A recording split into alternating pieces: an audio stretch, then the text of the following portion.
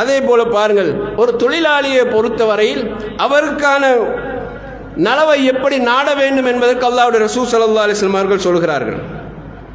மாரூர் இப்னு சுவைத் என்று சொல்லக்கூடிய ஒரு மனிதர் அபூதர் கிஃபாரி ரலியல்லாஹு அன்ஹு அவர்களை மதீனாவுக்கு அருகில் உள்ள ரபதா என்ற இடத்திலே சந்திக்கிறார்கள். அப்போது அவர்கள் பார்க்கிறார்கள், அபூதர் கிஃபாரி என்பவர் ஒரு முதலாளி, அவரோடு வந்திருக்கக்கூடிய தொழிலாளி அவரையும் பார்க்கிறார்கள். முதலாளி எந்த ஆடையை அணிந்திருக்கிறாரோ அதே ஆடையை தொழிலாளியும் அணிந்திருக்கிறார். அவர் ஆச்சரியமாகிட்டது. அப்படி ஒரு நடைமுறை அதுவரைக்கும் அந்த சமூகத்தில் இருக்கவில்லை.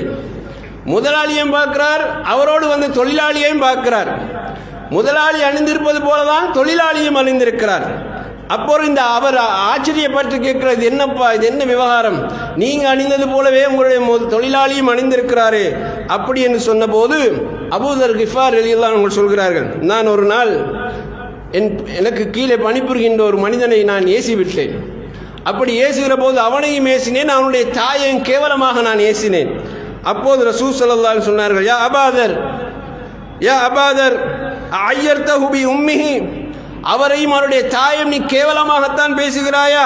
இன்னக்க இம்ராஹும் ஃபீக ஜாஹிலியா, நீ ஒரு மனிதன் தான், ஆனால் உன்னிடத்தில் ஜாஹிலியத்துகள் அப்படியே குடிக்கொண்டிருக்கிறதே என்று ரசூல் ஸல்லல்லாஹு அலைஹி சொல்லிவிட்டு சொன்னார்கள், உங்களுக்கு கீழே பணிபுரிகின்ற அடிமைகளை உங்களுடைய சகோதரர்களாக நீங்கள் பாருங்கள். அல்லாஹு தஆலா ஜஅலஹுமுல்லாஹு தஹத ஐதீக்கும், அவர்கள் அல்லாஹ் தஆலா உங்களுடைய அதிகாரத்துக்கு கீழே தந்திருக்கிறான், அவர்களை சகோதரர்களாக பாருங்கள்.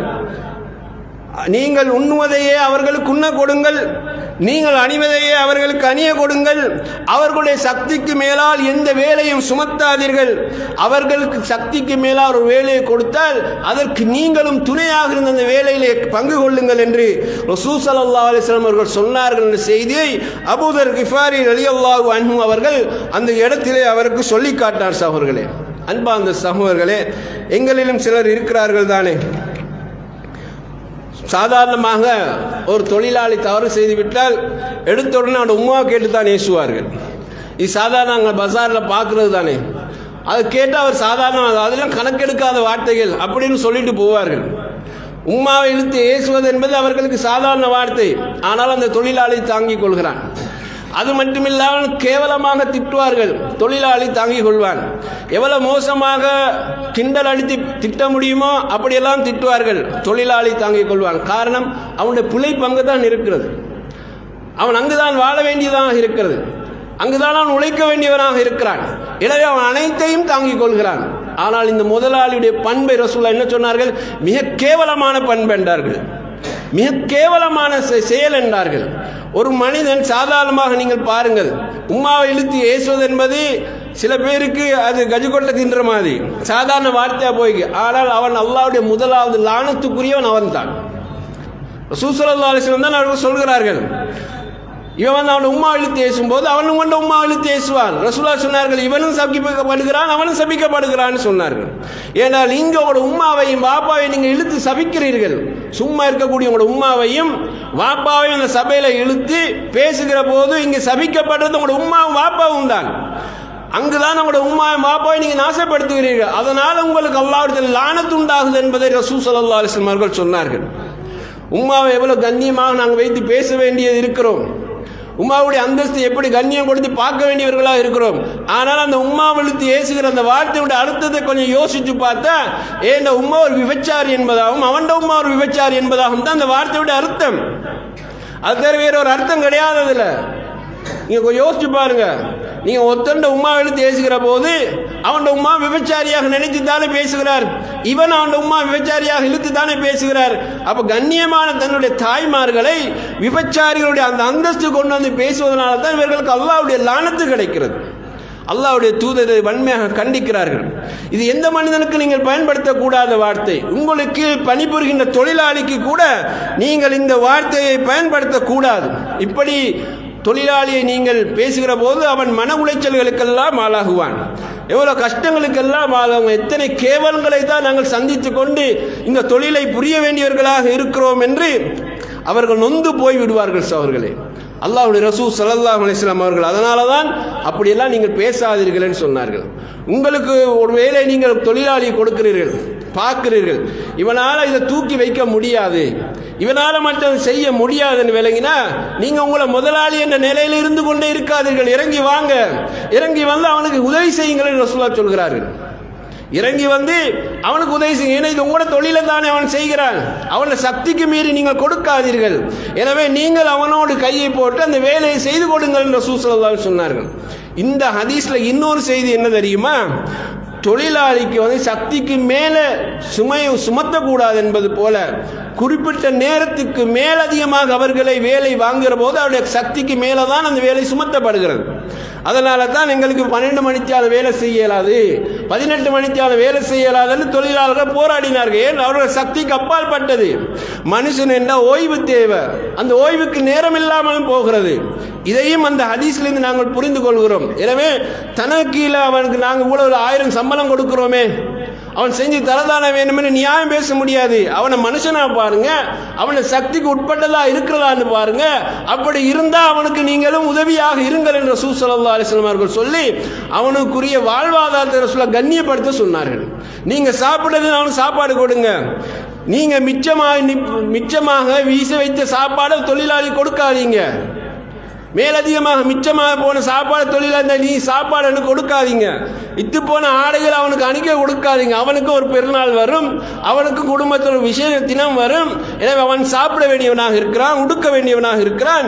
அவனுக்குரிய அந்த தொழில் சம்பளத்தை கொடுத்தால் அவன் அதிலையும் தன்னை வாழ வைத்துக் கொள்வான் என்பதை தான் அல்லாஹ்வுடைய ரசூல் ஸல்லல்லாஹு அலைஹி வஸல்லம் அவர்கள் இங்கே சொல்லி காட்டுகிறார்கள். ஆனால் ஆயிஷா ரலியல்லாஹு அன்ஹா அவர்கள் சொல்கிறார்கள், மா லரபல்லாஹு ரசூல் ஸல்லல்லாஹு அலைஹி வஸல்லம் ஷையன் கத்தும் பியதிஹி வலா இம்ராத்தன் வலா ஹாதியன் இல்லா யுஜாஹித ஃபீ சபீலில்லாஹ். அல்லாஹ்வுடைய ரசூல் எந்த ஒன்றையும் தன்னுடைய கையினால் அடித்தது கிடையாது, தன்னுடைய மனைவிமார்கள் அடித்தது கிடையாது. தனக்கு தொழில் புரிகின்ற அல்லது பணிபுரிகின்ற எந்த ஒரு பணியாளனையும் ரசூலுல்லாஹ் கை அடித்தது கிடையாது. ஆனால் போர்க்காலத்தில் போய் போராடுகின்ற நேரத்தில் எதிரிகளை அடிப்பார்களே, அந்த அடிகளை தவிர, அந்த நேரத்தில் தவிர மற்ற நேரத்தில் யாரையும் அல்லாஹ்வுடைய ரசூலுல்லாஹ் கை நீட்டி அடித்தது கிடையாது என்று ஆயிஷா ரலியல்லாஹு அன்ஹா அவர்கள் சொல்கிறார்கள். இப்போ தொழிலாளி என்று அவனுக்கு ஒரு மனித உரிமை ஒன்று இருக்கிறது. அவன் மீது கை வைப்பதற்கு எங்களுக்கு எந்த அனுமதியும் கிடையாது. இன்றைக்கு சட்டம் பேசுகிறது, இது அல்லாஹ்வுடைய ரசூல் அன்றைக்கு பேசிவிட்டு போனார்கள். இந்த தொழிலாளர்களுடைய உரிமையை அன்றைக்கு அல்லாஹ்வுடைய ரசூல் சொல்லிட்டு போனார்கள். தொழிலாளியை அடிப்பதற்கு நமக்கு எந்த ரைட்ஸும் கிடையாது. சட்ட ரீதியான நடவடிக்கை எடுக்கலாம். அவனை கன்னத்தில் அறைவதோ அவனை அடித்து துரத்துவதோ எல்லாம் முதலாளிகளுக்கு எந்த ரைட்ஸும் கிடையாது.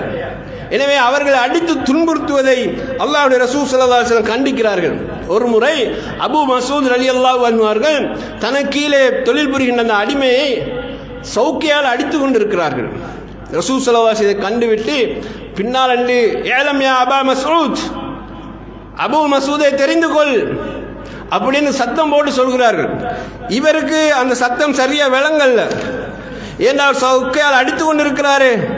ரசூலுல்லாஹ் மறுபடி சொல்றாங்க, ஏலம் அபா மஸ்ஊத், அபூ மஸ்ஊதே உனக்கு நினைவிருக்கட்டும், அபூ மஸ்ஊதே உனக்கு நினைவிருக்கட்டும் என்று சொல்லி ரசூலுல்லாஹ் பின்னால் சத்தம் போடுறார். அப்போ அவருக்கு விளங்குது, கோவத்தோடு ஒரு அடிமைக்கு அடித்து கொண்டிருக்கிறார், இப்படி ஒரு சத்தம் பின்னால் வருது என்று. ஆனால் யாருக்கு சத்தம் போடுறேன்னு அவருக்கு விளங்கல்ல. ரசூலுல்லாஹ் அதை சொல்லிக்கொண்டு அப்படியே அவர் கிட்ட வந்து கொண்டு இருக்கிறார்கள். கிட்ட வந்து சொல்கிறார்கள், ஏலம் அபா மஸ்ஊத். அவர் திரும்பி பார்க்கிறார், அந்த இடத்துல அல்லாஹ்வுடைய ரசூல் நின்று கொண்டிருக்கிறார். ரசூலுல்லாஹ் பார்க்கும்போது திரும்ப திரும்ப அதே சொன்னார்கள். திரும்ப திரும்ப ரசூல் ஸல்லல்லாஹு அலைஹி வஸல்லம் அவர்கள் அதே சொன்னார்கள். அப்போது சொல்கிறார்கள் ரசூல் ஸல்லல்லாஹு அலைஹி வஸல்லம், அபூ மஸ்ஊதே நீ உன்னை தெரிந்து கொள், உனக்கு இந்த தொழிலாளி மீது என்ன அதிகாரம் இருக்கிறதோ அதை விட அதிகாரம் உன் மீது அல்லாஹ்வுக்கு இருக்கிறது என்று நீ தெரிந்து கொள் என்று சொன்னார்கள். ரசூலுல்லாஹ் அபூ மஸ்ஊதை தெரிந்து கொள் என்று சொல்லி கண்டித்த உடனே ரசூலுல்லாஹ் கண்ணோன்னு அவர் உடனே சாட்டை கீழே போட்டார். ரசூலுல்லாஹ் சொல்கிறார், அபூ மஸ்ஊதே உனக்கு இந்த தொழிலாளி மீது என்ன உரிமை இருக்கிறதோ அதை விட அல்லாஹ் உன் மீது உரிமை வைத்திருக்கிறார், உரிமை கொண்டிருக்கிறான், அதை நீ தெரிந்து கொள் என்று ரசூலுல்லாஹ் கண்டித்து சொன்னார்கள். அன்பார்ந்த சகோதரர்களே, உடனே அபூ மஸ்ஊத் ரலியல்லாஹு சொன்னார்கள், இதற்கு பிறகு நான் எந்த அடிமையை நான் அடிக்க மாட்டேன் என்று அந்த இடத்தில் நான் உறுதிமொழி கொடுத்தேன் என்று சொன்னார்கள். ஏன்னா அடிப்பதற்கு உங்களுக்கு ரைட்ஸ் தரப்படல. நீங்கள் எப்படி உங்களுக்கு தொழில் புரிகின்ற ஒருவனுக்கு நீங்கள் அடிப்பீர்கள்? அவனுடனான தொழிலில் உங்களுக்கு விருப்பமில்லை என்றால் அவனை நீங்கள் கலட்டி அனுப்பிவிடுங்கள். இந்த வேலை உனக்கு செட் ஆகாது, உனக்கு எனக்கு சரி வருவதில்லை, நீ போய்விடு, அனுப்பிவிடுங்கள். ஆனால் அவனை அடிப்பதற்கோ துன்புறுத்துவதற்கோ மன உளைச்சல்களுக்கு ஆளாக்குவதற்கோ இம்சையை உட்படுத்துவதற்கோ எந்த அதிகாரமும் எந்த முதலாளிக்கும் அல்லாஹ்வுடைய ரசூல் ஸல்லல்லாஹு அலைஹி வஸல்லம் அவர்கள் கொடுக்கவில்லை என்பதை நாம் இந்த இடத்திலே புரிந்து கொள்ள கடமைப்பட்டிருக்கிறோம். எனவே அன்பான சகோதரர்களே, இது போன்ற நிறைய செய்திகள் ரசூல் ஸல்லல்லாஹு அலைஹி வஸல்லம் அவர்கள் தொழிலாளிகளோடு முதலாளிகள் எப்படி நடந்து கொள்ள வேண்டும் என்ற முறைகள் எல்லாம் நமக்கு சொல்லியிருக்கிறார்கள். மிக அன்பாக பண்பாக நடந்திருக்கிறார்கள்.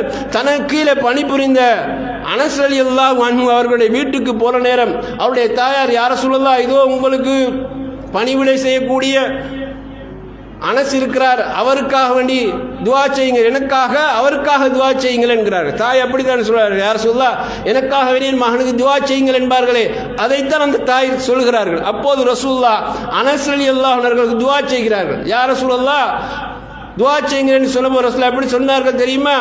யா அல்லாஹ், அனஸுக்கு நிறைய செல்வங்களை கொடு, அனஸுக்கு நிறைய பரக்கத்தை கொடு, நீண்ட ஆயுளை கொடு என்று ரசூலுல்லாஹ் துஆ செய்தார்கள். அனஸ் ரலியல்லாஹு சொல்கிறார்கள், ரசூலுல்லாஹ் வஃபாத்துக்கு பின்னால் அவர்கள் சுமார் 100 வருடங்கள் வாழ்ந்தார்கள். நான் தான் மதீனாவிலே அதிகம் செல்வம் கொடுக்கப்பட்டவனாக இருந்தேன் என்று சொன்னார்கள். ஒரு தொழிலாளி எப்படி வாழ்கிறான் என்ற அந்த உளவியலை ஒரு முதலாளி புரிந்து கொள்ள வேண்டும்.